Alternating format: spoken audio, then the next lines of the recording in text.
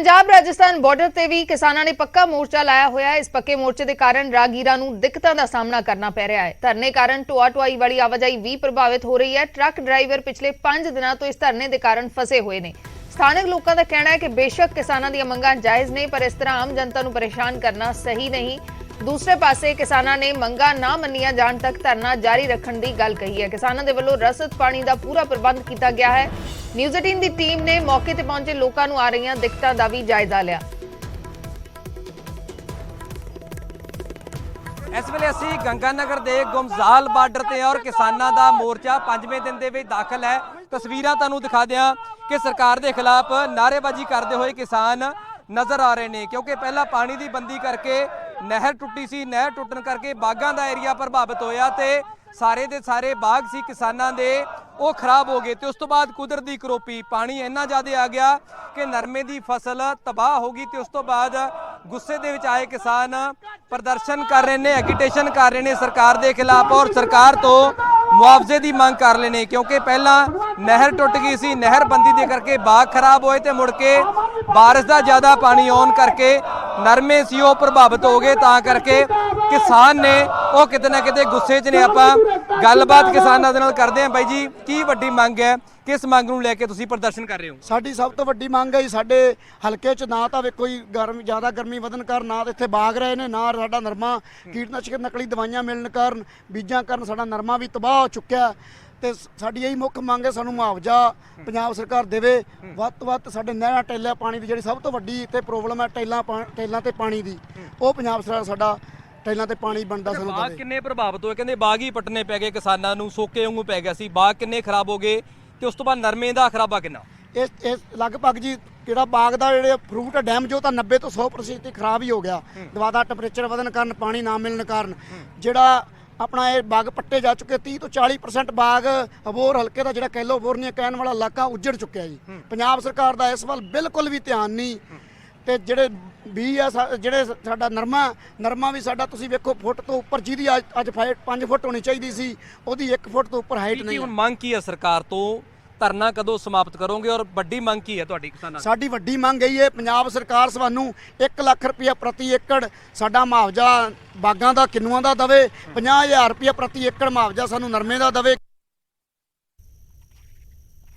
शुभदीप सिंह सिद्धू मूसेवाला के कतल नूं 90 दिन होने वाले ने, पर 3 महीने होने तो हफ्ता पहला मूसेवाला के माता पिता मीडिया के सामने आए तो सरकार नूं चेतावनी दे दी। इंसाफ के लिए सड़कों ते उतरन का भी फैसला ले लिया है। ਤੋਂ ਆਏ ਹੋ ਤੁਹਾਡੇ ਕਲੱਬ ਨੇ, ਤੁਸੀਂ ਸਿੱਧੂ ਨੂੰ ਆਪਣੇ ਭਰਾ ਨੂੰ ਪਿਆਰ ਕਰਦੇ ਹੋ, ਤੁਸੀਂ ਕੈਂਡਲ ਮਾਰਚ ਕੱਢੋ ਆਪੋ ਆਪਣੇ ਪਿੰਡ ਜਿੱਥੇ ਵੀ ਤੁਸੀਂ ਬੈਠੇ ਹੋ, ਦੂਰ ਨੇੜੇ ਹੋਵੇ। ਅਗਲੇ ਹਫ਼ਤੇ ਵੀ ਅਸੀਂ ਚੁੱਪ ਕਰਕੇ ਨਹੀਂ ਬੈਠਾਂਗੇ, ਸਾਨੂੰ ਸੜਕਾਂ ਤੇ ਆਉਣਾ ਪੈਣਾ ਹੈ। ਇਹ ਚੇਤਾਵਨੀ ਹੈ ਉਸ ਬਾਪ ਦੀ ਜਿਸ ਦੇ 6 ਫੁੱਟੇ ਜਵਾਨ ਨੂੰ ਦਿਨ ਦਿਹਾੜੇ ਗੋਲੀਆਂ ਨਾਲ ਭੁੰਨ ਦਿੱਤਾ ਗਿਆ। ਇਹ ਚੇਤਾਵਨੀ ਹੈ ਉਸ ਬਾਪ ਦੀ ਜਿਸ ਦੀ ਪੁੱਤ ਨਾਲ ਯਾਰੀ ਦੇ ਚਰਚੇ ਪੂਰੀ ਦੁਨੀਆ 'ਚ ਮਸ਼ਹੂਰ ਸੀ। ਤੇ ਚੇਤਾਵਨੀ ਹੈ ਉਸ ਬਾਪ ਦੀ ਜਿਸ ਦੇ ਪੁੱਤ ਦੀ ਮੌਤ ਨੂੰ ਤਕਰੀਬਨ 3 ਮਹੀਨੇ ਹੋ ਗਏ ਨੇ, ਪਰ ਦੋਸ਼ੀ ਕੈਨੇਡਾ ਘੁੰਮ ਰਹੇ ਨੇ। ਅਸੀਂ ਗੱਲ ਕਰ ਰਹੇ ਹਾਂ ਸਿੱਧੂ ਮੂਸੇਵਾਲੇ ਦੇ ਪਿਤਾ ਬਲਕੌਰ ਸਿੰਘ ਦੀ, ਜਿਸ ਨੇ ਸਰਕਾਰ ਨੂੰ ਅਲਟੀਮੇਟਮ ਦਿੱਤਾ ਹੈ, ਉਹ ਵੀ 1 ਹਫ਼ਤੇ ਦਾ। ਪਿਤਾ ਨੇ ਕਿਹਾ ਕਿ 1 ਹਫ਼ਤੇ ਤੱਕ ਸਿੱਧੂ ਦੇ ਫੈਨਸ ਆਪਣੇ ਪਿੰਡਾਂ 'ਚ ਕੈਂਡਲ ਮਾਰਚ ਕੱਢਣ ਤੇ ਹਫ਼ਤੇ ਬਾਅਦ ਉਹ ਖੁਦ ਸੜਕਾਂ ਤੇ ਆਉਣਗੇ। ਤੁਸੀਂ ਜਿਹੜੇ ਵੀ ਪਿੰਡਾਂ ਤੋਂ ਆਏ ਹੋ ਤੁਹਾਡੇ ਕਲੱਬ ਨੇ, ਤੁਸੀਂ ਸਿੱਧੂ ਨੂੰ ਆਪਣੇ ਭਰਾ ਨੂੰ ਪਿਆਰ ਕਰਦੇ ਹੋ, ਤੁਸੀਂ ਕੈਂਡਲ ਮਾਰਚ ਕੱਢੋ ਆਪੋ ਆਪਣੇ ਪਿੰਡ ਜਿੱਥੇ ਵੀ ਤੁਸੀਂ ਬੈਠੇ ਹੋ, ਦੂਰ ਨੇੜੇ ਹੋਵੇ। ਅਗਲੇ ਹਫ਼ਤੇ ਵੀ ਅਸੀਂ ਚੁੱਪ ਕਰਕੇ ਨਹੀਂ ਬੈਠਾਂਗੇ, ਸਾਨੂੰ ਸੜਕਾਂ ਤੇ ਆਉਣਾ ਪੈਣਾ ਹੈ।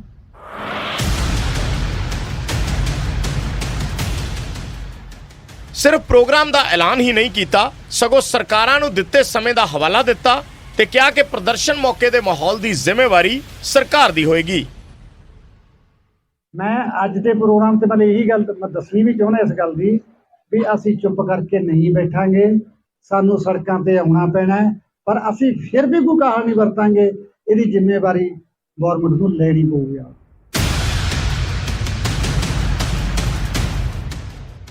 ਪਿਤਾ ਬਲਕੌਰ ਸਿੰਘ ਦੀਆਂ ਭਾਵੁਕ ਤਸਵੀਰਾਂ ਬਹੁਤ ਦੇਖੀਆਂ, ਚਾਹੇ ਉਹ ਗੁੱਗੂ ਪੁੱਤ ਦੇ ਸੰਸਕਾਰ ਵੇਲੇ ਮਾਰੀ ਪੱਟ ਤੇ ਥਾਪੀ ਹੋਵੇ, ਚਾਹੇ ਪੱਗ ਲਾ ਕੇ ਪ੍ਰਸ਼ੰਸਕਾਂ ਦਾ ਪਿਆਰ ਸਵੀਕਾਰਿਆ ਹੋਵੇ।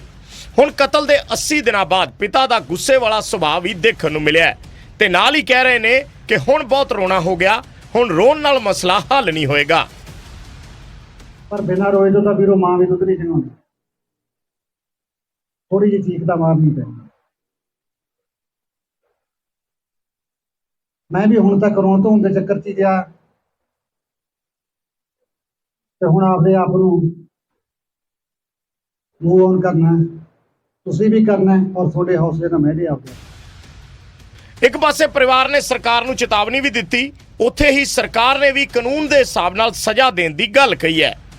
ਬਹੁਤ ਸਾਰੇ ਦੋਸ਼ੀ ਫੜੇ ਗਏ ਨੇ ਕਿ ਇੱਕਾ ਦੁੱਕਾ ਦੋਸ਼ੀ ਰਹਿੰਦੇ ਹੋਣਗੇ, ਉਹਨਾਂ ਦੇ ਖਿਲਾਫ ਜਿਹੜੀ ਕਾਰਵਾਈ ਹੋਈ ਹੈ ਕਿ ਪਹਿਲੀ ਵਾਰ ਆ ਕੇ ਗੈਂਗਸਟਰਾਂ ਦੇ ਖਿਲਾਫ ਐਂਟੀ ਗੈਂਗਸਟਰ ਫੋਰਸ ਦਾ ਗਠਨ ਕੀਤਾ ਗਿਆ। ਐਸ ਪਰ ਜਿਹੜਾ ਲਾਗ ਆ, ਲਾ ਆਫ ਦੀ ਲੈਂਡ ਆ, ਉਹਦੇ ਮੁਤਾਬਕ ਸਜ਼ਾ ਮਿਲੂਗੀ। ਸੜਕ ਤੇ ਮੂਸੇਵਾਲਾ ਦਾ ਕਤਲ ਹੋਇਆ ਤੇ ਹੁਣ ਪਰਿਵਾਰ ਨੂੰ ਆਪਣੇ ਪੁੱਤ ਦੀ ਮੌਤ ਦੇ ਇਨਸਾਫ ਲਈ ਸੜਕਾਂ ਤੇ ਉਤਰਨਾ ਪੈ ਰਿਹਾ ਹੈ।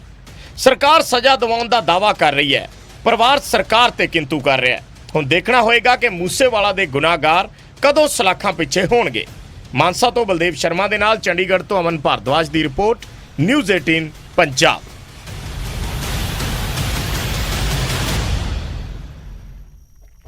ਭਗਵੰਤ ਮਾਨ ਸਰਕਾਰ ਨੇ ਐਸਸੀ ਭਾਈਚਾਰੇ ਨੂੰ ਵੱਡਾ ਤੋਹਫਾ ਦਿੱਤਾ ਹੈ। ਲਾਅ ਅਫਸਰਾਂ ਦੀ ਨਿਯੁਕਤੀ ਦੇ ਲਈ ਰਾਖਵਾਂਕਰਨ ਦਾ ਐਲਾਨ ਕਰ ਦਿੱਤਾ ਹੈ। ਐਸਸੀ ਭਾਈਚਾਰੇ ਦੇ ਲਈ 58 ਪੋਸਟਾਂ ਰਾਖਵੀਆਂ ਰੱਖੀਆਂ ਨੇ। ਸੀਐਮ ਮਾਨ ਨੇ ਦਾਅਵਾ ਕੀਤਾ ਕਿ ਰਾਖਵਾਂਕਰਨ ਲਾਗੂ ਕਰਨ ਵਾਲਾ ਪੰਜਾਬ ਪਹਿਲਾ ਸੂਬਾ ਬਣ ਗਿਆ ਹੈ। ਮੁੱਖ ਮੰਤਰੀ ਮਾਨ ਨੇ ਐਸਸੀ ਭਾਈਚਾਰੇ ਲਈ ਵੱਡਾ ਐਲਾਨ ਕੀਤਾ ਹੈ। ਸਰਕਾਰ ਨੇ ਏਜੀ ਦਫ਼ਤਰ 'ਚ ਐਸਸੀ ਭਾਈਚਾਰੇ ਨੂੰ ਰਾਖਵਾਂਕਰਨ ਦੇਣ ਦਾ ਫੈਸਲਾ ਲਿਆ ਹੈ। ਲਾਅ ਅਫਸਰਾਂ ਦੀ ਨਿਯੁਕਤੀ ਦੇ ਲਈ 58 ਪੋਸਟਾਂ ਰਾਖਵੀਆਂ ਰੱਖੀਆਂ ਗਈਆਂ ਨੇ। ਸੀਐਮ ਮਾਨ ਨੇ ਦਾਅਵਾ ਕੀਤਾ ਹੈ ਕਿ ਰਾਖਵਾਂਕਰਨ ਲਾਗੂ ਕਰਨ ਵਾਲਾ ਪੰਜਾਬ ਪਹਿਲਾ ਸੂਬਾ ਬਣ ਗਿਆ ਹੈ। ਅਸੀਂ ਬਾਬਾ ਸਾਹਿਬ ਦੇ ਦੱਸੇ ਰਾਹ ਤੇ ਚੱਲ ਰਹੇ ਹਾਂ। ਜ਼ਿਕਰਯੋਗ ਹੈ ਕਿ 58 ਪੋਸਟਾਂ ਦੇ ਵਿੱਚੋਂ ਐਡੀਸ਼ਨਲ ਐਡਵੋਕੇਟ ਜਨਰਲ ਦੇ ਲਈ 12 ਪੋਸਟਾਂ, ਸੀਨੀਅਰ ਡਿਪਟੀ ਐਡਵੋਕੇਟ ਜਨਰਲ 5 ਤੇ ਡਿਪਟੀ ਐਡਵੋਕੇਟ ਜਨਰਲ ਅਹੁਦੇ ਦੇ ਲਈ 16 ਪੋਸਟਾਂ ਰਾਖਵੀਆਂ ਰੱਖੀਆਂ ਗਈਆਂ ਨੇ। ਇਸ ਤੋਂ ਇਲਾਵਾ ਅਸਿਸਟੈਂਟ ਐਡਵੋਕੇਟ ਜਨਰਲ ਦੇ ਲਈ 23 ਤੇ ਵਕੀਲ ਦੀਆਂ 2 ਪੋਸਟਾਂ ਐਸਸੀ ਭਾਈਚਾਰੇ ਲਈ ਰਾਖਵੀਆਂ ਰੱਖੀਆਂ ਨੇ। ਐਸਸੀ ਭਾਈਚਾਰੇ ਦੇ ਵਕੀਲਾਂ ਨੂੰ ਅਸੀਂ ਲਾਅ ਅਫਸਰ ਦੇ ਤੌਰ ਤੇ ਰੱਖ ਸਕਦੇ ਹਾਂ। ਤਾਂ ਮੈਂ ਤੁਹਾਨੂੰ ਅੱਜ ਖੁਸ਼ਖਬਰੀ ਦੇ ਰਿਹਾ ਕਿ ਪੰਜਾਬ ਸਰਕਾਰ ਨੇ ਫੈਸਲਾ ਕੀਤਾ ਹੈ ਕਿ ਜਿਹੜੀ ਲਾਅ ਅਫਸਰ ਦੀਆਂ ਪੋਸਟਾਂ ਨੇ ਜਿੰਨੀਆਂ, ਉਹਨਾਂ ਤੋਂ ਬਿਨਾਂ 58 ਪੋਸਟਾਂ ਹੋਰ ਜਿਹੜੀਆਂ ਕ੍ਰੀਏਟ ਕੀਤੀਆਂ ਜਾਣਗੀਆਂ ਲਾਅ ਅਫਸਰਾਂ ਦੀਆਂ, ਜਿਹੜੀਆਂ ਐਸਸੀ ਭਾਈਚਾਰੇ ਲਈ ਰਿਜ਼ਰਵ ਹੋਣਗੀਆਂ। ਇਸੇ ਮੁੱਦੇ ਤੇ ਮਾਨ ਸਰਕਾਰ ਦੇ ਮੰਤਰੀਆਂ ਤੇ ਵਿਧਾਇਕਾਂ ਨੇ ਵੱਡੀ ਪ੍ਰੈਸ ਕਾਨਫਰੰਸ ਵੀ ਕੀਤੀ। ਇਸ ਦੌਰਾਨ ਖਜ਼ਾਨਾ ਮੰਤਰੀ ਹਰਪਾਲ ਚੀਮਾ ਨੇ ਕਿਹਾ ਕਿ ਆਜ਼ਾਦੀ ਤੋਂ ਬਾਅਦ ਵੱਡਾ ਇਤਿਹਾਸਕ ਫੈਸਲਾ ਲਿਆ ਗਿਆ ਹੈ। ਸਰਕਾਰ ਨੇ ਬਾਬਾ ਸਾਹਿਬ ਦਾ ਸੁਪਨਾ ਪੂਰਾ ਕੀਤਾ ਹੈ। ਜਦੋਂ ਏਜੀ ਦੇ ਆਫਿਸ ਦੇ ਵਿੱਚ, ਐਡਵੋਕੇਟ ਜਨਰਲ ਦੇ ਆਫਿਸ ਦੇ ਵਿੱਚ ਕਦੇ ਵੀ ਰਿਜ਼ਰਵੇਸ਼ਨ ਨਹੀਂ ਰੱਖੀ ਹੈਗੀ। ਇੱਕ ਇਤਿਹਾਸਕ ਫੈਸਲਾ ਸਾਡੇ ਪੰਜਾਬ ਦੇ ਮੁੱਖ ਮੰਤਰੀ ਸਰਦਾਰ ਭਗਵੰਤ ਸਿੰਘ ਮਾਨ ਜੀ ਨੇ ਕੀਤਾ ਗਾ। ਅੱਜ ਅਸੀਂ ਜਿੱਥੇ ਐਡਵੋਕੇਟ ਆਫਿਸ ਦੇ ਵਿੱਚ ਰਿਜ਼ਰਵੇਸ਼ਨ ਅਨਾਉਂਸ ਕੀਤੀ ਆ, 58 ਪੋਸਟਾਂ, ਪਹਿਲੀ ਵਾਰ ਹੋਇਆ ਹੈ ਕਿ 58 ਪੋਸਟਾਂ ਰਿਜ਼ਰਵ ਕੀਤੀਆਂ ਗਈਆਂ ਨੇ, ਜਿਨ੍ਹਾਂ ਵਿੱਚ ਐਡੀਸ਼ਨਲ ਐਡਵੋਕੇਟ ਜਨਰਲ ਦੀਆਂ 12 ਪੋਸਟਾਂ, ਡਿਪਟੀ ਐਡਵੋਕੇਟ ਜਨਰਲ ਦੀਆਂ 16 ਪੋਸਟਾਂ, ਸੀਨੀਅਰ ਡਿਪਟੀ ਐਡਵੋਕੇਟ ਜਨਰਲ ਦੀਆਂ 5 ਪੋਸਟਾਂ, ਡਬਲ ਏਜੀ ਦੀਆਂ 23 ਪੋਸਟਾਂ ਤੇ ਐਡਵੋਕੇਟ ਦੀਆਂ 2 ਪੋਸਟਾਂ ਇਹ ਅਸੀਂ ਰਿਜ਼ਰਵ ਕੀਤੀਆਂ ਨੇਗੀਆਂ। ਜ਼ਿਕਰਯੋਗ ਹੈ ਕਿ ਐਸਸੀ ਭਾਈਚਾਰੇ ਵੱਲੋਂ ਲਗਾਤਾਰ ਰਾਖਵਾਂਕਰਨ ਦੀ ਮੰਗ ਕੀਤੀ ਜਾ ਰਹੀ ਸੀ ਤੇ ਆਖਰ ਹੁਣ ਇਹ ਰਸਤਾ ਸਾਫ਼ ਹੋ ਗਿਆ ਹੈ। ਸਰਕਾਰ ਨੇ 58 ਪੋਸਟਾਂ ਰਿਜ਼ਰਵ ਰੱਖਣ ਦਾ ਐਲਾਨ ਕਰ ਦਿੱਤਾ ਹੈ। ਚੰਡੀਗੜ੍ਹ ਤੋਂ ਅਮਨ ਭਾਰਦਵਾਜ, ਨਿਊਜ਼ 18 ਪੰਜਾਬ।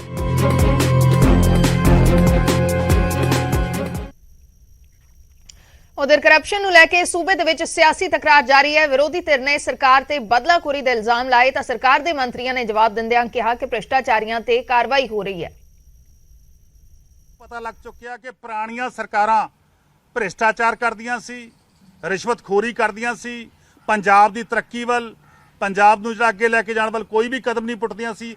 ਉਹ ਸਿਰਫ ਉਹਨਾਂ ਨਿੱਜੀ ਜਿਹੜੀ ਪ੍ਰਾਪਰਟੀਆਂ ਵਾਧੀਆਂ ਸੀ। ਇਸੇ ਗੱਲ ਕਰਕੇ ਅੱਜ ਜੇ ਤੁਸੀਂ ਆਪ ਹੀ ਦੱਸ ਰਹੇ ਹੋ ਕਿ ਟਰਾਂਸਪੋਰਟਰ ਜੇ ਕਾਂਗਰਸ ਪਾਰਟੀ ਦੇ ਖਿਲਾਫ ਧਰਨੇ ਲਈ ਆ ਰਹੇ ਨੇ ਤਾਂ ਇਹਦਾ ਮਤਲਬ ਕੀ ਹੈ ਕਿ ਲੋਕਾਂ ਨੂੰ ਸਮਝ ਆ ਗਈ ਕਿ ਪੁਰਾਣੇ ਸਮੇਂ ਦੇ ਵਿੱਚ ਟੈਂਡਰਾਂ ਦੇ ਵਿੱਚ ਘਪਲਾ ਹੋਇਆ ਸੀ ਔਰ ਨਿੱਜੀ ਲੋਕਾਂ ਆਪਦੇ ਖਾਸ ਬੰਦਿਆਂ ਨੂੰ ਟੈਂਡਰ ਦਿੱਤੇ ਗਏ ਸੀ। ਅੱਜ ਵਿਜੀਲੈਂਸ ਜਾਂ ਪੰਜਾਬ ਪੁਲਿਸ ਕਾਰਵਾਈ ਕਰ ਰਹੀ ਹੈ। ਕਿਉਂ ਡਰਨ ਦੀ ਲੋੜ ਆ? ਅਸੀਂ ਤਾਂ ਚਲਾਨ ਬੜੀ ਜਲਦੀ ਪੇਸ਼ ਕਰ ਰਹੇ ਹਾਂਗੇ। ਇਹ ਵੀ ਪਹਿਲੀ ਵਾਰ ਹੋਇਆਗਾ ਕਿ ਅਸੀਂ ਵਿਦਨ 3 ਮੰਥ ਦੇ ਵਿੱਚ ਚਲਾਨ ਪੇਸ਼ ਕਰਤੇ ਔਰ 6 ਮਹੀਨੇ 'ਚ ਟ੍ਰਾਇਲ ਹੋ ਜਾਊਗਾ, ਦੁੱਧ ਦਾ ਦੁੱਧ ਤੇ ਪਾਣੀ ਦਾ ਪਾਣੀ ਹੋ ਜਾਊਗਾ। ਆਪਦਾ ਜਾ ਕੇ ਪੱਖ ਮਾਨਯੋਗ ਅਦਾਲਤਾਂ ਦੇ ਵਿੱਚ ਰੱਖਣ, ਅਦਾਲਤਾਂ ਵਿੱਚ ਇਹਨਾਂ ਨੂੰ ਫੇਰ ਮੌਕੇ ਮਿਲਣਗੇ, ਇਨਵੈਸਟੀਗੇਸ਼ਨ ਦੇ ਦੌਰਾਨ ਫੇਰ ਮੌਕੇ ਮਿਲ। ਇਨਵੈਸਟੀਗੇਸ਼ਨ ਆਫੀਸਰ ਜਿਹੜਾ ਹੈਗਾ ਉਹ ਜਾਂਚ ਕਰ ਰਿਹਾ ਹੁੰਦਾ, ਇਨਵੈਸਟੀਗੇਸ਼ਨ ਕਰ ਰਿਹਾ ਹੁੰਦਾ, ਉਹਦੇ ਕੋਲੇ ਸਬੂਤ ਹੁੰਦੇ ਨੇਗੇ। ਜਦ ਤੱਕ ਉਹ ਚਾਰਜ ਸ਼ੀਟ ਤਬਦੀਲ ਨਹੀਂ ਹੋ ਹੁੰਦੇ, ਜਦ ਤੱਕ ਉਹ ਚਾਰਜ ਸ਼ੀਟ ਜਿਹੜੀ ਆ ਕੋਰਟ 'ਚ ਪੇਸ਼ ਨਹੀਂ ਹੁੰਦੀ, ਉਦੋਂ ਤੱਕ ਉਹਤੇ ਟਿੱਪਣੀ ਕਰਨੀ, ਉਹਦਾ ਨਾਮ ਲੈਣਾ ਗਲਤ ਆ। ਸੋ ਇਸੇ ਗੱਲ ਕਰਕੇ ਉਹ ਜਿਹੜੇ ਵੀ ਦੋਸ਼ੀ ਨੇਗੇ ਉਹ ਬਿਲਕੁਲ ਉਹਨਾਂ ਦੇ ਨਾਮ ਚਾਰਜ ਸ਼ੀਟ 'ਚ ਆਉਣਗੇ, ਉਹਨਾਂ ਨੂੰ ਵਿਜੀਲੈਂਸ ਡਿਪਾਰਟਮੈਂਟ ਵੀ ਬੁਲਾਊਗਾ, ਉਹਨਾਂ ਦੇ ਖਿਲਾਫ ਕਾਰਵਾਈ ਹੋਊਗੀ, ਚਾਹੇ ਕੋਈ ਐਕਸ ਚੀਫ ਮਿਨਿਸਟਰ ਆ, ਚਾਹੇ ਕੋਈ ਐਕਸ ਮਿਨਿਸਟਰ ਆ, ਚਾਹੇ ਕੋਈ ਐਮਐਲਏ ਆ, ਚਾਹੇ ਕੋਈ ਬਿਊਰੋਕਰੇਟ ਆ, ਕਿਉਂਕਿ ਇਸ ਸਮੇਂ ਬਹੁਤ ਲੰਬੇ ਅਰਸੇ ਬਾਅਦ ਪੰਜਾਬ ਵਿੱਚ ਕਾਨੂੰਨ ਚਲਾਉਣ ਵਾਲੀ ਜਿਹੜੀ ਸਰਕਾਰ ਆ, ਕਾਨੂੰਨ ਤੇ ਲਾਗੂ ਕਰਨ ਵਾਲੀ ਸਰਕਾਰ ਚੱਲ ਪਈ। ਪੰਜਾਬ ਦੇ ਵਿੱਚ ਕਰਪਸ਼ਨ ਤੇ ਤਕਰਾਰ ਦਿੱਲੀ ਦੀ ਐਕਸਾਈਜ਼ ਪਾਲਿਸੀ ਤੋਂ ਸ਼ੁਰੂ ਹੋਈ, ਜਿਸ ਦੇ ਵਿੱਚ ਦਿੱਲੀ ਦੇ ਡਿਪਟੀ ਸੀਐਮ ਮਨੀਸ਼ ਸਿਸੋਦੀਆ ਦਾ ਵੀ ਨਾਮ ਆ ਰਿਹਾ ਹੈ। ਮਨੀਸ਼ ਸਿਸੋਦੀਆ ਨੇ ਨਿਊਜ਼ 18 ਦੇ ਨਾਲ ਗੱਲਬਾਤ ਕਰਦੇ ਹੋਏ ਪੂਰੇ ਮਸਲੇ ਤੇ ਆਪਣਾ ਪੱਖ ਰੱਖਿਆ ਹੈ। नोटिस जारी कर दिया सीबीआई ने, अब आगे क्या करेंगे इस तरह से? मतलब आप तो घर पे बैठे हुए हैं और इस तरह की तस्वीरें देखने को मिल रही है। फिलहाल जो 14 घंटे की पूछताछ हुई थी उसमें क्या कुछ निकल के बाहर आया, कैसी पूछताछ थी और लुकआउट नोटिस पे क्या? मेरे घर का कोना कोना इन्होंने तलाशा, कुछ नहीं निकला। एक पैसे के करप्शन का कहीं से कोई इनको संकेत सबूत कुछ नहीं मिला। अब 14 घंटे बाद पूरी रेड करने के बाद कहते हैं जी लुकआउट नोटिस जारी कर रहे हैं। कर ले, लेकिन ये दुर्भाग्यपूर्ण है कि जब कोई काम करने की कोशिश करता है, 75 साल से यही कर रहे हैं देश में लोग, जब कोई काम करने की कोशिश करता है, एजुकेशन पे काम करता है, स्वास्थ्य पे काम करता है, रोजगार पे काम करता है, महंगाई पे काम करता है, इसी तरह से रोकने की कोशिश कर रहे हैं। आज फिर वही हो रहा है। इससे देश नंबर 1 नहीं बनेगा, इससे देश आगे नहीं बढ़ेगा। इसीलिए हमारे देश की तरक्की नहीं हुई कि जब किसी ने काम किया इन्होंने ईडी सीबीआई सब से रोकने की कोशिश की। आज फिर यही हो रहा है। मनीष जी, जिस तरह से देख रहे हैं कि कल भी हमने कई प्रेस कॉन्फ्रेंस देखी बीजेपी की, जिसमें आरोपी नंबर 1 तमाम सारी बातें जो कही जा रही हैं, लेकिन जिस तरह से नई एक्साइज पॉलिसी को आप लोगों ने वापस लिया, वो कह रहे हैं अगर इतनी अच्छी पॉलिसी थी तो वापस लेने की जरूरत क्यों पड़ गई? और 144 जो करोड़ बताया जा रहा है कि शराब माफियाओं को फायदा पहुंचा दिया आम आदमी पार्टी की सरकार ने। आप कई सारे मुद्दे उठा रही हैं।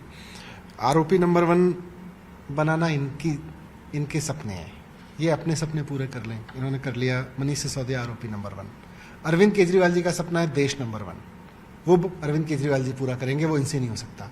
मोदी जी 24 घंटे अब यही सोचते हैं सरकार गिराने के लिए ईडी का इस्तेमाल कहाँ करूँ। मोदी जी सोचते हैं 24 घंटे उनके दिमाग में चलता है सरकार गिराने के लिए सीबीआई का इस्तेमाल कहाँ करूँ, लुकआउट कहाँ दूँ, किस पे क्या आरोप लगाऊँ, किसको कैसे डराऊँ। 24 घंटे उनके दिमाग में यही चलता है। इधर केजरीवाल जी के दिमाग में चलता है देश को नंबर 1 कैसे बनाए। तो मोदी जी का नतीजा ये है कि उन्होंने मुझको एफआईआर नंबर 1 बना दिया, एफआईआर में नंबर 1 बना दिया। अरविंद केजरीवाल जी की सोच का नतीजा निकलेगा कि एक दिन देश नंबर 1 बनेगा। ये घोटाले जितने, इनका इसमें कोई इंटरेस्ट है नहीं। 144 करोड़, 1000 करोड़, 8000 करोड़, सब तरह की बात कर रहे हैं लोग। एफआईआर में लिख रहे हैं एक कंपनी ने दूसरी कंपनी को 1 करोड़ रुपए दिया, इसलिए बैंक में दिया है, वो भी उसने, जो इन्होंने, इनका ही दावा है कि बैंक में दिया है। वो मनीष सिसोदिया का घोटाला है। मनीष सिसोदिया ने कैसे घोटाला कर लिया, कर लो जांच, आप सारी जांच कर लो, लेकिन इस सत्य को नहीं झुटला सकते आप कि आज आप अरविंद केजरीवाल से डरे हुए हैं। आज आप इस बात से डरे हुए हैं कि अरविंद केजरीवाल के काम को कैसे रोका जाए। आपकी पूरी कोशिश भ्रष्टाचार रोकने की नहीं है। अगर भ्रष्टाचार रोकने की होती तो आप रोकते ना कि प्रधानमंत्री ने जिस सड़क का उद्घाटन किया उसमें अगले 5 दिन के अंदर अंदर धस कैसे गई हजारों करोड़ की सड़क। आपका भ्रष्टाचार रोकना मकसद होता तो आप रोकते ना कि गुजरात में जहां हुज ट्रेजेडी से लोग मर रहे हैं, हजारों करोड़ रुपए की शराब बिक रही है, 10,000 करोड़ का साल भर में घोटाला हो रहा है हर साल, उस पर भी कर लो सीबीआई। नहीं करोगे क्योंकि आपका इरादा ही भ्रष्टाचार रोकना नहीं है, आपका इरादा अरविंद केजरीवाल को रोकने का है।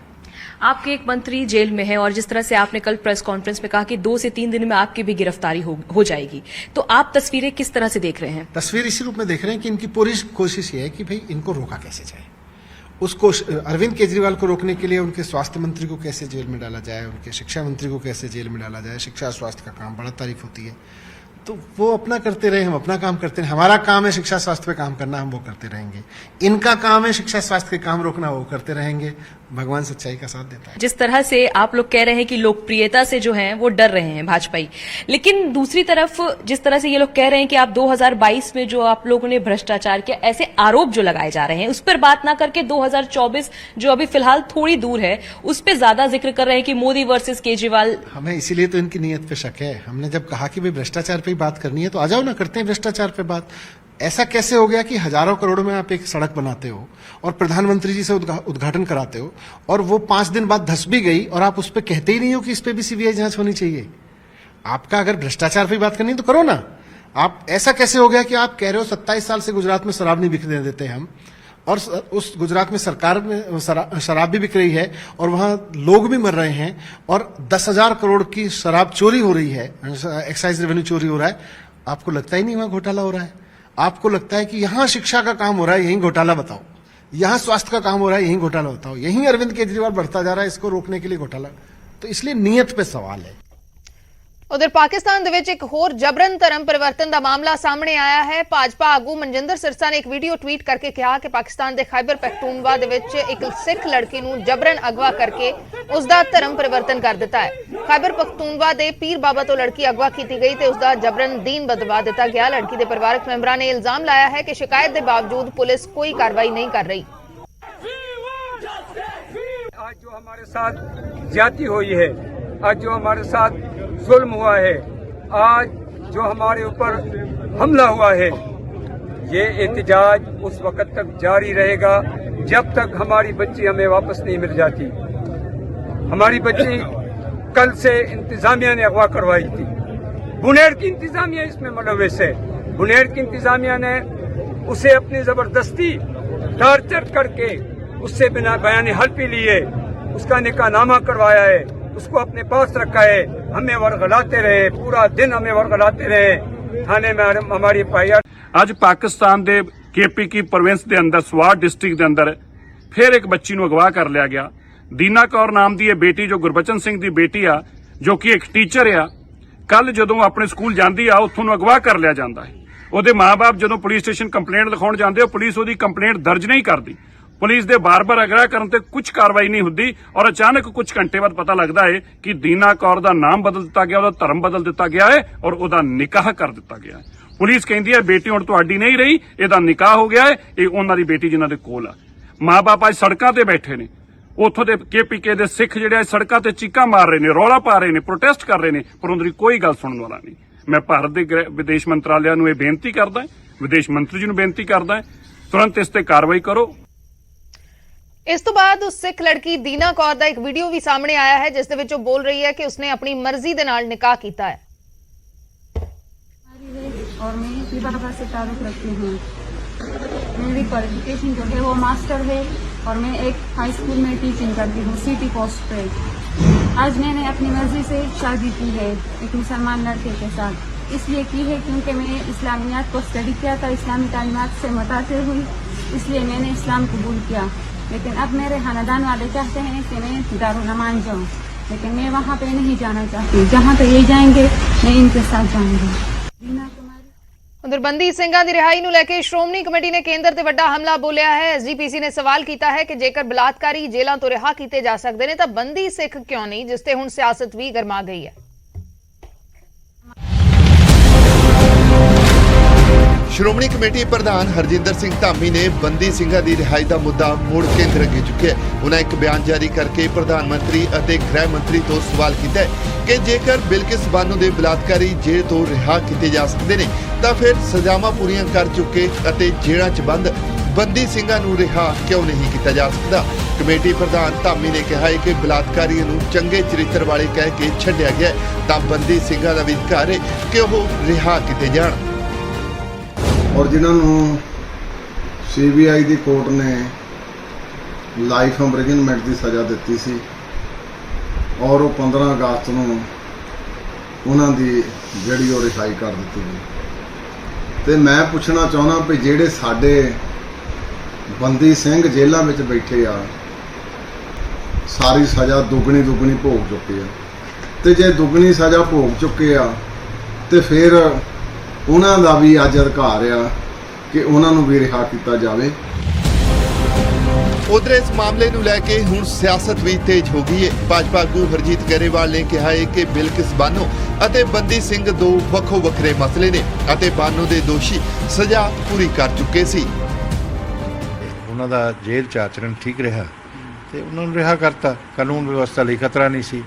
ਇਹ ਜਿਹੜਾ ਸਿੱਖਬੰਦੀ ਕਰਦੇ ਆ, ਪਹਿਲੀ ਗੱਲ ਤਾਂ ਇਹ ਗੁਰੂ ਨਾਨਕ ਦੇ ਵਿਚਾਰ ਨੂੰ ਮੰਨਦੇ ਹੀ ਨਹੀਂ।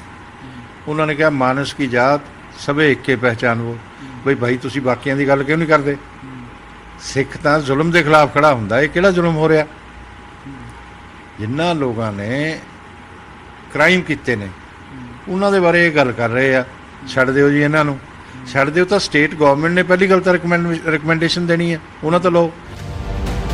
ਦੱਸ ਦਈਏ ਕਿ 15 ਅਗਸਤ ਨੂੰ ਗੁਜਰਾਤ 'ਚ ਸਮੂਹਿਕ ਬਲਾਤਕਾਰ ਅਤੇ 7 ਲੋਕਾਂ ਦੇ ਕਤਲ ਦੀ ਸਜ਼ਾ ਕੱਟ ਰਹੇ 11 ਦੋਸ਼ੀਆਂ ਦੀ ਸਜ਼ਾ ਮੁਆਫ ਕਰਕੇ ਉਹਨਾਂ ਨੂੰ ਰਿਹਾ ਕਰ ਦਿੱਤਾ ਗਿਆ ਸੀ। ਇਹਨਾਂ 11 ਲੋਕਾਂ ਨੇ ਸਾਲ 2002 'ਚ